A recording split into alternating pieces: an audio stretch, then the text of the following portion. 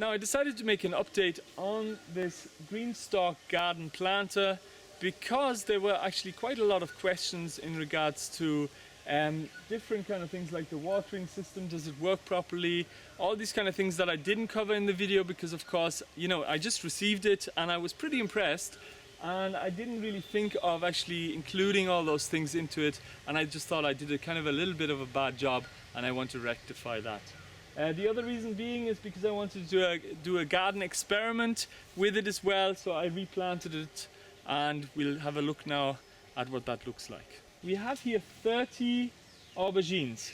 Incidentally, in the GreenStalk planter we have also 30 pockets, and so I thought, why not stick in 30 aubergines into the planter. They're exactly the same size as you will see now in a minute in the video, and just compare the results in about 3-4 months time. Now any gardener won't expect such a unit, even though it's really amazing that such a unit will grow as many fruit as, I mean they might, you never know, but as many fruit as this area here, because it's 10 square meters, that's about 1.5 square feet. So we'll see, so be sure to check it out in about 3 to 5 months time and I'll make an update video then. Okay, so I'm going to stick in some water now in a second and give you all a view of how it works, but I'm not using compost for this one, and I will do another run in a minute with compost in it, but I just wanted to show you how it actually looks, how the drips look, because you don't pick it up on a camera, there's not enough light going into the unit and you just won't see it. That's the reason why I'm doing this without compost. So let me just put in some water.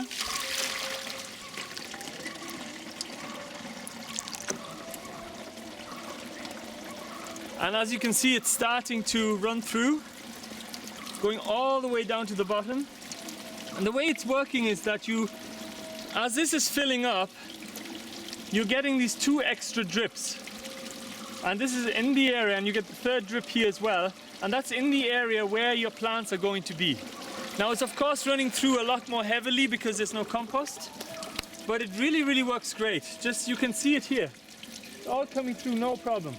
I'm choosing aubergines in this case. I wanted to redo the whole thing just simply because I felt it wasn't fair using the plants I was going to be using, because of course you like carrot, lettuce and beetroot, they don't grow here that well, and I was kind of just doing this more as an experiment for myself, but I want to do an experiment for you at home watching this, and then we know once and for all if this works or not. Right, notice how I have a little dip in here. The reason being is I wanted to fill this level right to the top because it does sink a little bit when you actually start adding the water. And again, I'm just going to add my tray. So there's a nice little gap now between the tray and the soil beneath, that's what I want to say. And I just have it aligned with the holes again towards the actual plants. Now I'm going to pick up the next level. Just wait a second, I'll be back in a sec. So you can do this of course on the unit already, but this seems to be easier for me for some reason. There we go. Now of course I killed a leaf there, that's pretty good. Align that properly. The leaf. There we go. And that's it. Less than 10 seconds.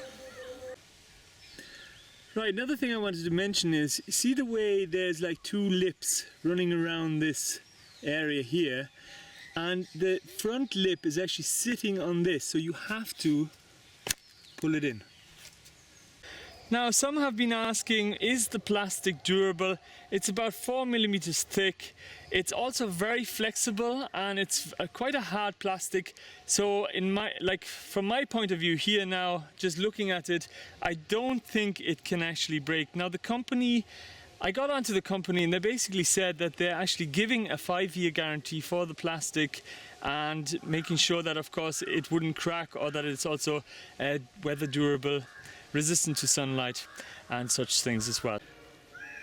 Now another question that's surely going to be raised and that I had lately as well is, can you actually push it over? Can it fall over in the wind? Could a child come along and accidentally push it over? Because it's quite a high stacked system and you'll be wondering, well, is it easy to push over? Now this is where the flexibility comes in handy, because if you think about it, if you have a oak tree and your willow tree next to each other and you have a heavy storm, the oak tree, the branches are more likely to break than the willow tree. And so let me just demonstrate what I mean with that. So now, I'm a strong guy, I'm an adult, so I could push it over, of course. If I really tried, I could push it over. But it's really flexible. And that's because it's full of compost, the joints are interlocked, and because the plastic is so flexible, it's very difficult for me to push it over. Now, one more thing, one caution that I want to mention: if you have very tall plants, like say sweet corn, then there may be a possibility that you could actually, the unit could fall over. So just place it in a place where it's not windy. But even with the sweet corn, because the sweet corn also kind of has some give in it, and that I think is really important.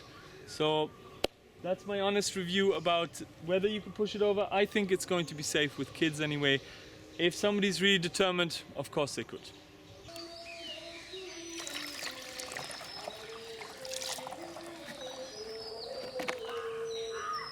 Right, the moment of truth has arrived. And you can hear the gurgling sound in the background, I hope. And it's kind of difficult to see because of course there's compost and plants in the way, and they surely need it now because they are really thirsty, just being transplanted. And I can see actually water coming out of the bottom tray. I can see water dripping out of... Okay, it's finished dripping out of here, it's dripping out of there. It's starting to drip here now, so it's just working its way through the entire system.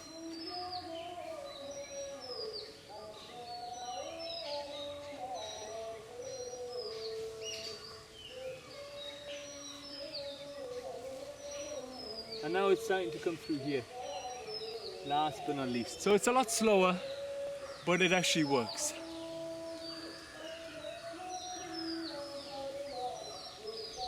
Let me just get you a close-up.